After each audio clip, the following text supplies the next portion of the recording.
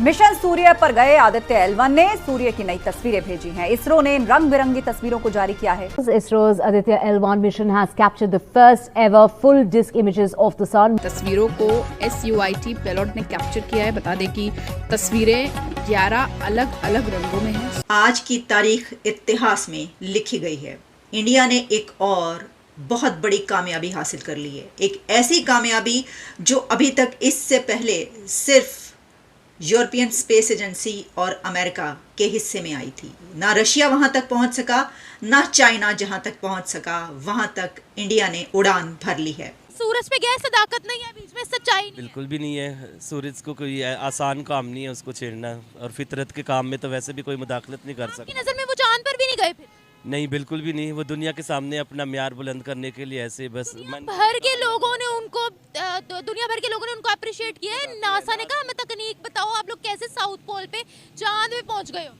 India इसमें पहुंचने वाला, जो लोग ये कह रहे हैं कि तीसरा मुल्क इस तरीके से कि पहले अमेरिका और इसके अलावा जो यूरोपियन स्पेस एजेंसी है, जापान ने ऑर्बिटल मिशन कोई नहीं भेजा, इसलिए सिर्फ अमेरिका और यूरोपियन स्पेस एजेंसी की बात की जाती है। तो देखिए, इंडिया जो है वो तो इस खित्ते, अगर हम एशिया से कहें, साउथ एशिया से हम कहें, तो वो तो पहला मुल्क है। तो इसको पहला मुल्क ही समझना चाहिए कि वहां पर ये मिशन भेज रहा है, अगर हम अपनी नजर से देखें। नमस्कार दोस्तों, जय हिंद। इसरो के सौर मिशन को एक बहुत बड़ी सफलता मिली है। इसरो ने कुछ तस्वीरें जारी किया है जिसमें सूरज रंग बिरंगे कलर में दिख रहा है। आपको बता दें, आदित्य L1 पर लगे सोलर अल्ट्रावायलेट इमेजिंग टेलीस्कोप ने सूरज की रंग बिरंगे तस्वीरें भेजी हैं। इस टेलीस्कोप ने 6 दिसंबर को सूरज की ये तस्वीरें ली। इसरो ने बताया कि यह सूरज की पहली बार फुल डिस्क इमेज है। ये तस्वीरें 200 से 400 नैनोमीटर वेवलेंथ, इसमें सूरज 11 अलग अलग रंगों में नजर आ रहा है। आपको बता दें, इससे पहले सूरज की तस्वीर 6 दिसंबर 2023 को ली गई थी, लेकिन वह लाइट साइंस इमेज थी। बता दें कि इसरो का आदित्य L1 अंतरिक्षयान अपने अंतिम चरण के करीब है और L1 बिंदु में प्रवेश करने की प्रक्रिया 7 जनवरी 2024 तक पूरी होने की उम्मीद है। वही L1 बिंदु को सूर्य के सबसे निकट माना जाता है। जहां पर अभी तक रशिया भी नहीं पहुंच सका, चीन भी नहीं पहुंच सका, वहां पर यह मिशन इतनी हिम्मत दिखाना और ये कहना कि नहीं हम ये करके दिखाएंगे। तो अगर हम इसको ऐसे कहें कि हमारा हमसाया मुल्क यानी पाकिस्तान के पहलू में जो मौजूद है या इंडिया के पहलू में पाकिस्तान जो मौजूद है, दोनों कंट्रीज़ बहुत ज़्यादा फासले पर हैं, क्योंकि ये जो बॉर्डर से बॉर्डर मिला हुआ है, इसका कोई फ़ायदा नहीं हो रहा। इसका कोई फ़ायदा इसलिए नहीं हो रहा, देखिए फासला तो मतलब 0 और 100 का है अगर देखा जाए इस तरीके से। कहाँ पाकिस्तान 1 पर खड़ा है अभी साइंस और टेक्नोलॉजी के हवाले से, बल्कि अब तो इकोनॉमी पर भी 0.29 जहाँ पर ग्रोथ रेट वो है इकोनॉमी की, उनकी देखिए कहाँ पर जा रही है 7% से ऊपर। और फिर स्पेस और टेक्नोलॉजी में तो अब फासला ऐसा गैप है ये कि जिसको आप पुर कर ही नहीं पाएंगे जब तक आप इंडिया की मदद नहीं लेते। वो तो है, लेकिन इतना भी पावरफुल नहीं हो सकता कि सूर्य चांद सितारों को ट्रेस कर सके। उन्होंने लाइव चलाया है, लाइव चलाई थी उन्होंने, लाइव टेलीकास्ट किया था जब उनका चंद्रयान मून पर लैंड किया था। अभी भी उनका जो उन्होंने आदित्य L1 अपना सूरज के पास भेजा हुआ है, उन्होंने ये 12 पिक्चर्स भेजी है डिफरेंट वेवलेंथ्स की। वहाँ आजकल तो कोई भी मुश्किल नहीं है किसी भी चीज़ की हकीकत को सामने लाने में, तो सेटअप लगा लिया होगा, कुछ भी कर लिया होगा। अगर वो टेक्निकली इतनी आगे है तो कुछ भी कर लिया होगा उसने ना, रियलिटी दिखाने के लिए। यानी कि वो नहीं जा सकते सूरज? बिल्कुल भी नहीं जा सकता। हम क्यों नहीं फिर ऐसे मनगढ़ंत कहानियां बनाते, हमारी भी थोड़ी बहुत इज्जत हो जाए ना। और पूरा वर्ल्ड पागल है जो उनकी तारीफ कर रहा है या प्रूफ्स दे रहा है।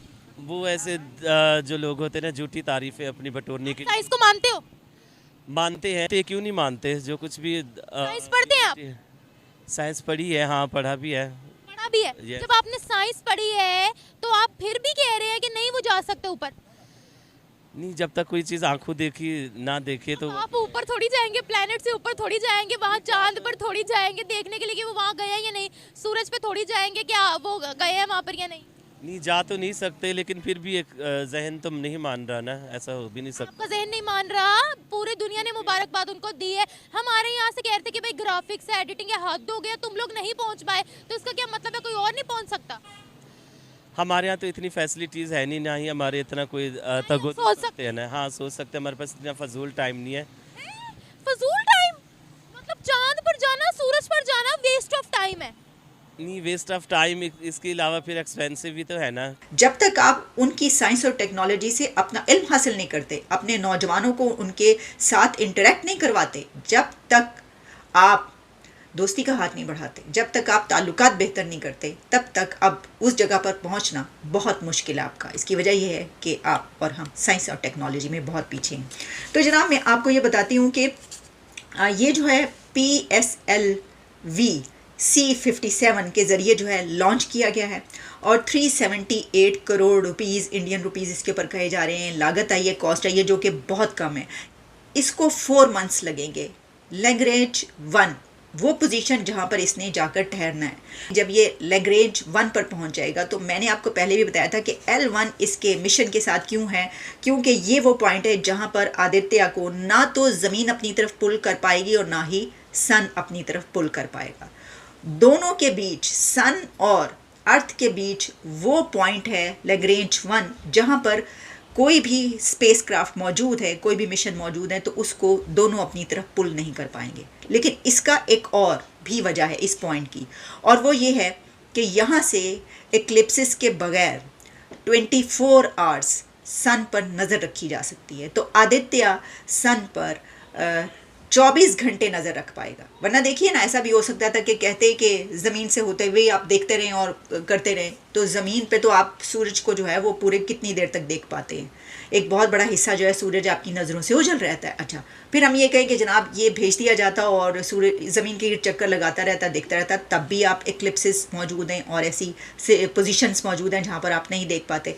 तो जो लैग्रेंज 1 है वो ऐसा पॉइंट है जहाँ से 24 घंटे आदित्य की नज़र वहाँ पर रहेगी। आदित्य जो है वो स्टेबल हो जाएगा और फिर वहीं पर रहेगा और वहाँ से अपना जो है जो उसके ऑब्जेक्टिव्स हैं उनको पूरा करेगा। अल्लाह ताला ने हमें तरक्की से मना नहीं किया, ये हम खुद हद हराम है। ये जितनी आपको लाइटिंग शाइटिंग नजर आ रही है ना, ये आपके पास फोन है, ये आपके पास बाइक है, ये साइंस की बदौलत है, ये इल्म की बदौलत है।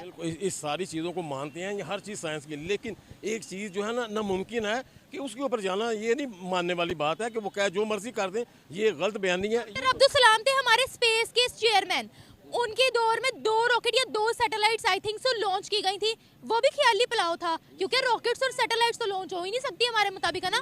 ये तकरीबन देखें, ये जो सबसे जो अपना एक बात है ना, ये वाली सूरज वाली, ये नामुमकिन सी बात है। ये बहुत मुश्किल है कि सूरज तक कोई पहुंच सके। ये आपको रिपोर्ट दिखा दूं BBC की, आपको रिपोर्ट दिखा दूं ऑफिशियल। कह रहा हूँ, देखेंगे आप सारी चीज़ें सही कहती होंगी, लेकिन ये एक नामुमकिन, देखें ना, एक आदमी का अपना भी तो दिमाग है ना। इससे अगर सोचें कि ये अगर ज़रा सा ये तेज़ हो जाए तो ये लोग गर्मी से मरना शुरू हो जाते हैं, अगर ज़रा सा कम हो जाए तो सर्दी से लोग मरना शुरू हो जाते हैं। ये नामुमकिन सी चीज़ है ना, ये हो ही नहीं सकता। जमीन के ऊपर सैटेलाइट्स है कि नहीं है? बिल्कुल है, सारा कुछ है। ये आपने देखे हैं? नहीं, मैंने नहीं देखे। आपने कभी सोचा था ऊपर सैटेलाइट्स जाएंगे? आपने कभी सोचा था कि इंसान जमीन से ऊपर चांद तक पहुंचेगा? नहीं, ये तो नामुमकिन सी बातें थी, लेकिन अब साइंस ने साबित कर दी है ना। लेकिन वो चीज़ ठंडक है, सारा कुछ है, लेकिन जितनी गर्मी है ना, इस गर्मी में जितने मर्जी ड्रेस पहन के चले जाएं, ये बहुत नामुमकिन, ये बात जो है ना मानने वाली।